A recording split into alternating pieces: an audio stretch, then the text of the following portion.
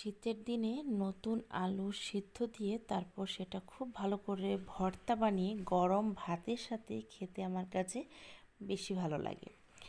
আজকে তাই নতুন আলু দিয়ে একটা সিম্পল ভর্তার রেসিপি নিয়ে এসেছি। এর জন্য এখানে 2টা আলু সিদ্ধ করে আমি ছুলে নিয়েছি। আমার সাথে আমার বাবুটা আজকে ভয়েস দিচ্ছে। আলুটা সিদ্ধ করে আমি হাত দিয়ে খুব ভালো করে ম্যাশ করে নিচ্ছি, একটু মিহি করে আপনাদের এটাকে ম্যাশ করে নিতে হবে। এরকম নতুন আলু সিদ্ধ কিন্তু গরম ভাতের সাথে খেতে ভীষণ ভালো লাগে।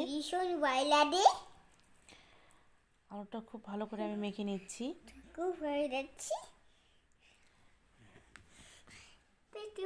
দেখুন আলুটা কিন্তু ভালো করে আমি মেখে নিচ্ছি। আপনারা চাইলে এই আলুর সাথে একটু বেগুন সিদ্ধ মিক্সড করতে পারেন, আবার আমার মতো এরকম নতুন আলু শুধু শুধুও ভর্তা করে নিতে পারেন। সিম্পল একটা ভর্তা রেসিপি, কিন্তু খেতে কিন্তু খুবই ভালো লাগে। আলুটাকে আমি ভালো করে মেখে নিচ্ছি।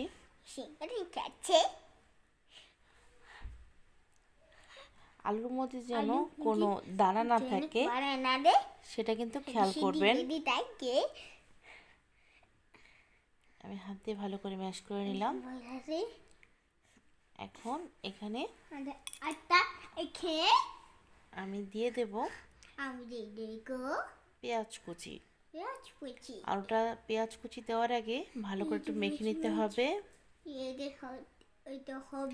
আলুটা আমার ভালো মতো মাখানো হয়ে গেছে। এখন আমি পেঁয়াজ কুচি দিয়ে দিচ্ছি। আমি একটার মতো পেঁয়াজ মিহি করে কুচি করে নিয়েছি, সেই পেঁয়াজ কুচিটা দিয়ে দিচ্ছি।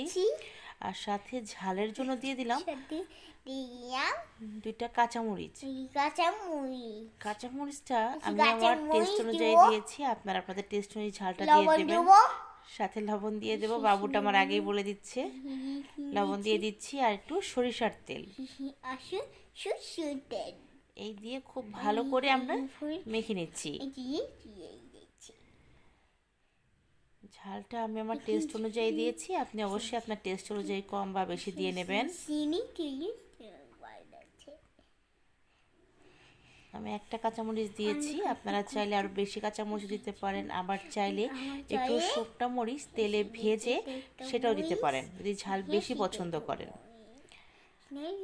আবার ফ্লেভারের জন্য চাইলে ধনেপাতা কুচিও দেওয়া যাবে। হয়ে গেল আমার সিম্পল আলু ভর্তার রেসিপি। এটা গরম ভাতের সাথে খেতে ভীষণ ভালো লাগে।